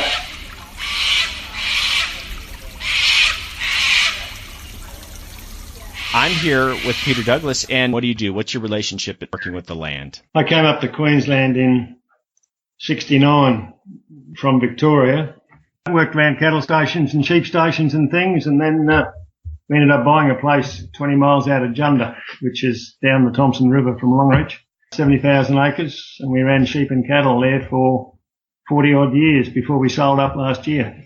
40 years. So that's almost 2 generations of dealing with weather and climate. And what were some of the hardships of climate when you were working the land, independent of like what you think might be climate change, but what were the sort of the big issues you had to deal with? Well, it's fairly clearly defined. We bought home in 78. We had a winter rain that year and sort of kicked things off pretty well. And then right through until 99, 2000, we always had some sheep or some cattle. We always had a core herd that we could drop the number back from, build up from, and go again. We had 2 very wet years, 99 and 2000. There was 26 and 24 inches. We were running 10,000 sheep but a few hundred head of cattle, plus 700 cattle on adjustment. And after that, it virtually stopped raining properly in patterns. And then it became hit and miss. We didn't shear 2003. We sold down progressively. Rained again in 2004. We bought a hatful of sheep and a few cattle, and we had all them gone again 2005. Didn't rain.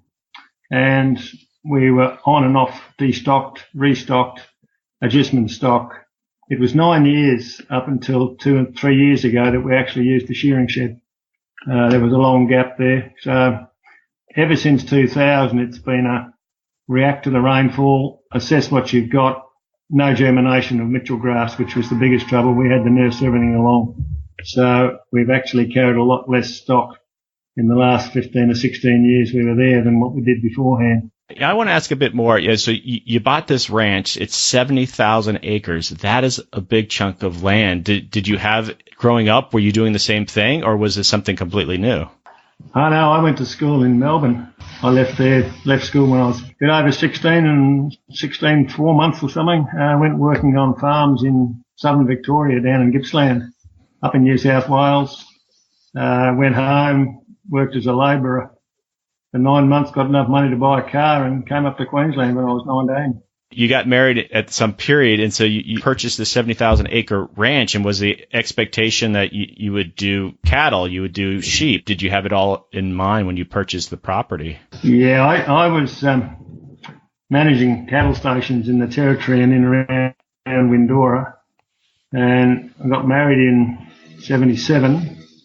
We bought the place the end of 77, November the 22nd, and it was sheep country, open Mitchell grassland.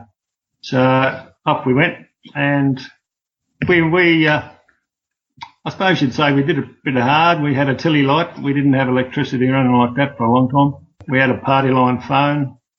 The kids didn't come along till 80 and 81, but it was good. We got enough money to poke along. I worked off the place and all that sort of stuff, and we had 8 neighbours on our mail run. When I left, October, there was no one left on the mail run. All those places are either absentee landlord or been aggregated. And is there a reason for that? Is it just the market, or is it the climate? Well, markets and climate. Not very often you get a good season, you get a good prices as well. When it does happen, it's magic. But to really win, you need to have some rain in your region when other people miss out, so that people want your product. If it's a total drought, no one wants to buy anything. So you really got to slog it out. And we're on fairly marginal country. 70,000 acres would run probably on average about 8,000 sheep and 150 cattle. That was okay when we started. 150,000 acres would be a bare minimum now to make a decent living. Like, we educated the kids, put them through boarding school and that sort of nonsense. But it was just this very marked change in 2000, and fortunately the kids had finished school and were working about, so there wasn't that drain.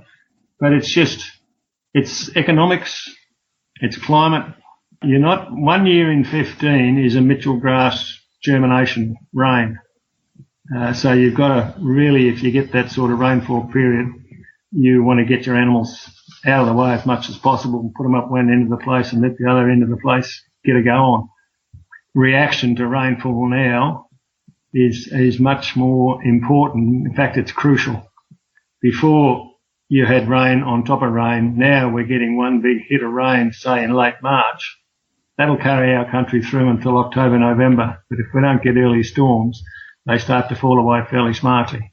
Could you describe, just because most of my listeners won't be familiar with the Mitchell grass system, I mean, what is it, and why has it been such a popular system for grazers to raise cattle on? It's a native grass. It was named after Sir Thomas Mitchell, one of the early European explorer fellows. He called it the Australia Felix when he came up through back in New South Wales and up into Queensland. And some of the tussocks will live 20 to 40 years, but if they don't get any rain for a couple of years, they tend to curl up and die. Even if you only get a bit of a shower, it's enough to keep them kicking along. And if you graze it down to, say, a fist-sized stubble, you leave it very prone to the sun, killing it over the summertime. So it's got to be eaten. Otherwise it goes rank and sort of dies off. But it doesn't have to be flogged. It will take a flogging, but it won't take repeated floggings. They've done trials where Mitchell grass that's been left alone, intensively grazed and left alone again, has got a root system about 10 feet deep. Wow. Whereas the stuff that gets hammered all the time has got a root system about half a foot deep, so it just cannot survive in dry times. You were on the land for 40 years, and you and I met when you were the chair of Desert Channels, the NRM group, and I was at the Regional Groups Collective. And I think you had your 10-year anniversary when you retired. You had basically worked with Desert Channels for 10 years. Do I have that right? Yes, that's correct. 2002, when it was put together, the Cooper Creek Advisory Group and the Diamantina Group got together and asked me if I'd be the chair, because John Howard's government had put in this regional organisation all over Australia, Natural Resource Management Regional Operations. So why did you do it? I'm sure the ranch kept you busy. What sort of inspired you? You were asked to do it, but I mean, were you seeing things, or were you just sort of, it's just something you was thinking about more recently? Why did you go ahead and make the leap to commit that much time? Because you owe it to the country. It gives you a living, and it's a case of giving back, I think. The boys weren't home after 2000, so there was that let go, and the seasons had gone backwards, so I had a bit of time on my hands. Not as much as I thought, a lot less than what my wife thought. But she actually looked after the place, and I batted around the countryside and did Desert Channels work, plus whatever contract work was about as well. So what did you think at first of what the NRM bodies were doing? And, you know, the collective represented all of the, I think it was 14 regional bodies at the time, but did you feel like it was a good model to represent the community? Yes. When it first kicked off, it was 14 regions in Queensland. Ours was the biggest, about a third of Queensland, the Lake Eyre Basin portion of Queensland. And people were interested in looking after their country and getting what they could out of their country without destroying it, and we encouraged that sort of stuff. Looking back on it, the government set up the regional bodies on public service lines. They had fairly large boards, and the government insisted that the boards be trained, and most of the CEOs came from the public service. Any project over $10,000 had to be audited, so there was quite an expensive infrastructure to maintain. And now they've been turning the money tap off gradually by slow degrees, and the inland regions are really battling to stay afloat, whereas the eastern regions down along the Great Barrier Reef, I think there's 50-odd employees at Fitzroy Basin Association, where I think our maximum might have been 28. And I want you to put your memory cap on here. And I was there 2003, 2004 when I first started, so we overlapped. I thought you had been around longer. And do you remember when climate change first really kind of came up as an NRM issue? Because I remember we did agriculture and climate change workshop in Brisbane. I don't know if you got to attend that, but the collective hosted it. But when do you remember it really starting to kind of pop up on your radar as an issue to deal with? Yeah, about 2003, 4, there was the usual bits and pieces in the paper and the scientific papers on the North and South Pole and so on and so forth. And all of a sudden, we'd had a 3 years of introduction to that since 2000 on the oddball rainfall, but the story always was that the weather out our way used to go in 10-year cycles. So in that 10-year cycle, you'd get a couple of dry years, one good year, and 3 or 4 medium sort of years where you just bugged along and didn't try and be a well beater, but you just got ready for the next time it rained or the next time it went dry. Instead of which, it suddenly was dry more often than wet, and I mean properly dry, and what rainfall we did get was not well timed. Like normally it's the summer rainfall area, and if you got a bit of winter rain, that was a bonus. But if you get winter rain when you've got no alive Mitchell grass or chaffed off Mitchell grass, it's absolute devastation. It just turns it black with a bit of cold weather, and you can go from fat sheep to poor sheep in 6 weeks. When they were talking about these changes and drought being such a big issue and things were being a little bit different, and they talked about climate change, were you at all skeptical, or were you thinking, wow, this is something bigger here? I mean, at first, what do you remember? No, I reckon it was a load of bullshit. Okay. Inaminka, Inaminka down south of us in South Australia has got the most variable temperature range, I think, in just about anywhere in the world. And our climate has always been variable, but it was the consistency, if you could say, it was coming into the variability that suddenly, yes, we do have a problem. I think they might be right. And you had to be much, much quicker from a business manager's point of view to get in, get out, use what you had. You didn't have a perennial understory of grass, that you could run on and then harvest it when it burst into life again.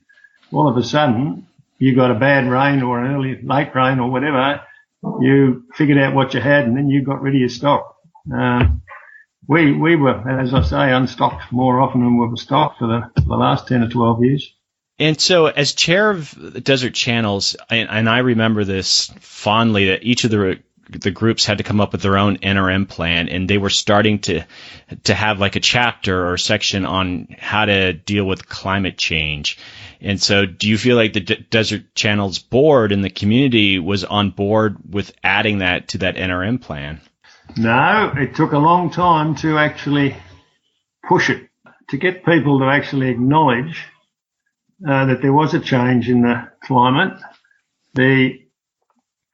I think the nicest way they got out of it was to call it climate variability. It just got worse. But now when you look at it, and I've been out 12 months, and you look back where the people we left behind, our country got rain in March, and 10k south of that didn't. And you can see the distinct cut-off line, and then about another 150k south, they had a bit of Christmas rain, which is actually going to keep them going till about October. Instead of having general rainfall, we got broken up rainfall, and it never used to be as bad as this. You can't argue the fact that things have changed. And you sort of mentioned it earlier, and this has probably been a long-term struggle. And I remember this at the board meetings too, is that you have the inland NRM bodies, and then you had the Great Barrier Reef bodies, and it was just such a different way how the government responded to it. And I'm sure that's even more so in the context of climate change. And do you feel like the Outback communities get the resources they need to deal with the climate change impacts that, say, the Great Barrier Reef bodies get? No, nowhere near it. The Great Barrier Reef is most people out west quite cynically think it's a scientist's gold mine. A lot of the television news articles tend to take photographs of blackened reef, and sometimes in the side of the viewfinder you'll see a bit of live reef that they don't want to talk about. The climate chopped and changed before we got here. They had sludge and stuff going into the reef lagoon. We may have accelerated, that's fine, but it either adapts or it dies. And that's basically it. If the ocean's going to heat up, there's not a great deal that the farmers of Australia are going to do to stop that. Well, as a non-Australian, I can tell you that many of us in the U.S., we look at the Great Barrier Reef fondly, but the fact that I lived there and I dealt with hearing the different perspectives, I understand the kind of resentment that it entails. And it's kind of interesting too, is that the way that they've handled it is that Queensland needs to adapt to climate change, but when you create such two different, the Great Barrier Reef gets all the attention and a lot of the funding, and things like drought, which are a bit more subtle, especially in the Outback, it's not getting the attention and the funding that it needs, and you're creating uneven playing field for adapting. That's correct. Desert Channels at the moment's been pushing prickly acacia eradication. It's about a $40 million job to clean it up. That's in the Lake Eyre Basin portion. They're flat out getting $200,000 or $300,000 a year, which they put to work with pastoralists involved. The federal government just dropped $455 million into one of the Great Barrier Reef committees, virtually unasked for. It's a political football, unfortunately, because the Great Barrier Reef is a bloody marvellous thing. There's no doubt about it. There's a lot of people who make a lot of money or make a living out of the Great Barrier Reef. It's the tourism, it's the boat people, it's you name it, and you've got the fisheries. There's no doubt about it. We have to look after it, but the problem out west, especially when we go away from just Lake Eyre and just go right across inland Australia, are massive. I don't think the government can quite grasp that there is a whole generational change going on. There's going to be a lot of aggregation of country because the country will not produce what it used to produce. In my conversation with Anne Ballinger, and she made it, I guess, a goal of hers, even though she just recently retired herself, that she just had a lot of love affair with the Outback, and she was hoping to convince younger people to go out and do what she did. And that's certainly a struggle. And I guess the variability with climate change is going to make that much harder. I mean, what do you foresee as an industry, as sort of a lifestyle for people living out there? Yep, it's pretty tough to get into. There is some young farmer loans and things, they've titled them. You need a fair bit of backing. It's going to cost you a couple of $1 million to get going. So you really need a rich benefactor or a helping hand from the bank, and you need a couple of decent seasons. If we'd have copped the seasons back when we started that we were getting when we finished, we would never have survived. I was working off farm, and from 2000 through to 2016, 17, my wife and I were working on the roads as contractors to the Barkey Shire Council. And that was our drought assistance. I don't believe in handouts. We were running a business. If the business wasn't going to work, it was time to get out of it. So we went to work for the Shire. We probably, on average, pulled in about $100,000 a year for the last 5 or 6 years, and that kept us afloat. We'd have been sunk without them. So if you can have another income stream, that's fine. But you have to get the income to develop the other income stream. That's the real problem in it. You can't put all your eggs in one basket. We had 4 investment properties that we purchased over time, which stood by us when things were crook. But to get that, we did a lot of going without so that we could have something to finish with.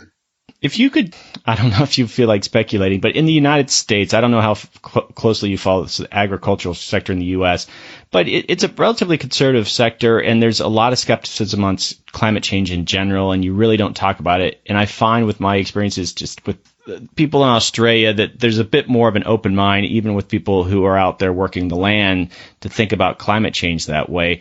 I mean, why do you think that there is that different perspective on that issue? Or do you think they're closer than I'm sort of speculating? No, I think you might be right. I've only seen a few Bob Morris type stuff about climate change in America and the effects of, but here, all of a sudden, we've got safe country that's no longer safe. I mean, even across the Blackall, down to Roma, and the Darling Downs, they're getting dry times now, which they might have experienced 1 in 10 or 1 in 20, and now they're getting them quite regularly. New South Wales is a disaster area at the moment. They're running out of water, surface water. So that's one thing that the Great Artesian Basin has supplied to most of Queensland, is at least they've got water. I think that people in Queensland are actually a bit more in tune with what's going on around them. Not necessarily just Queensland. In New South Wales, Victoria, perhaps the news services are better here. Oh, maybe we're being guided more. I don't know. There are skeptics, there's no doubt about it, but I think they're becoming a bit quieter. Okay, this is more of a casual question, but and I asked this of Anne, in Queensland, and you might have something that's closer to your home, but is there a favorite spot in Queensland that if there was a tourist coming from the United States or Europe that you would just recommend that's really special to you, and why is it special? Oh, favourite spot. That's tricky. Actually, my favourite spot was the jump up at home. It's a bit hard to describe. We were west of, south Jumna, roughly. You went through red mulga country, up a top rock ridge, and out on a huge expanse of open grassland. All Nathan country, never had all those, just mile after mile of Mitchell grass. It was green. It was absolutely magnificent. You really had to just stop on the top of the hill and have a look at it. And a camera just didn't give it justice. There wasn't not enough range. Like the grass went out for about 38, 40 miles before it hit one patch of scrub. And then it turned south and went down to the Baduri Road with a couple of creeks in it. And then it turned north and went about 40 km that way. So it was a huge expanse of grassland with very few trees. Out of that 73,000 acres we had about 5,000 acres of trees, stunted gidgee. And there's there, and you go down, a very accessible spot is the river at Windora, the Cooper Creek. It's just magic. It's part and parcel of our country. It's just beautiful. I've worked in the Territory, New South Wales and Victoria, and Queensland is the nicest place I've worked in yet. Okay, that was perfect. Final question, and this is more for my own sake, is why did you feel so comfortable calling me that bloody Yank? I always have trouble with names. I always connect someone to something. We've got a guy who is one of the senior public servants in the Secretariat for the Lake Eyre Basin Community Advisory Committee, and he's a fairly fit-looking chap. He does a bit of weightlifting and whatever by the look of him.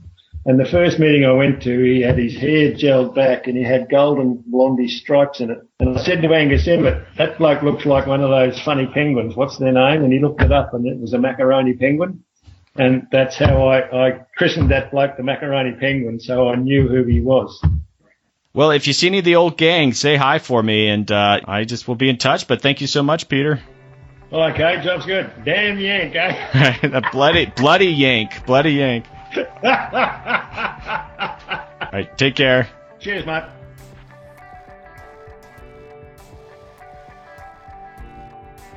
Okay, adapters, that is a wrap. I miss all those wonderful expressions. You almost need a translation book to understand some of the words they're saying.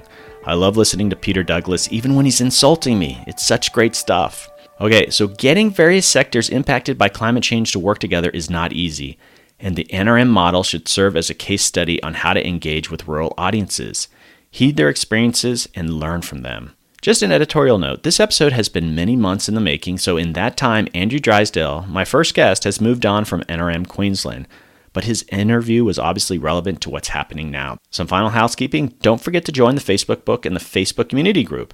The group is private, but search for America Adapts and ask to join, and I'll preview right away. It's a chance to hear insider info on the podcast and to see what other listeners are sharing on the wall. Some great conversations have come out of that group. And if you're already a member of those groups, don't forget to share all the posts that we have on there. On that note, I love hearing from you. I mean it. Just say hi. I've heard from quite a few of you in the last couple weeks, and it's been delightful. If you have an idea for a guest, let me know. Seriously, it is a highlight of my week, and it really sometimes leads to some cool things. I'm working on a few things now, and it's just fantastic. I'm at americaadapts@gmail.com. Send me an email. Okay, check out the website at americaadapts.org. All this information is in my show notes, especially the link to that donate page. Okay, adapters, keep up the great work. I'll see you next time.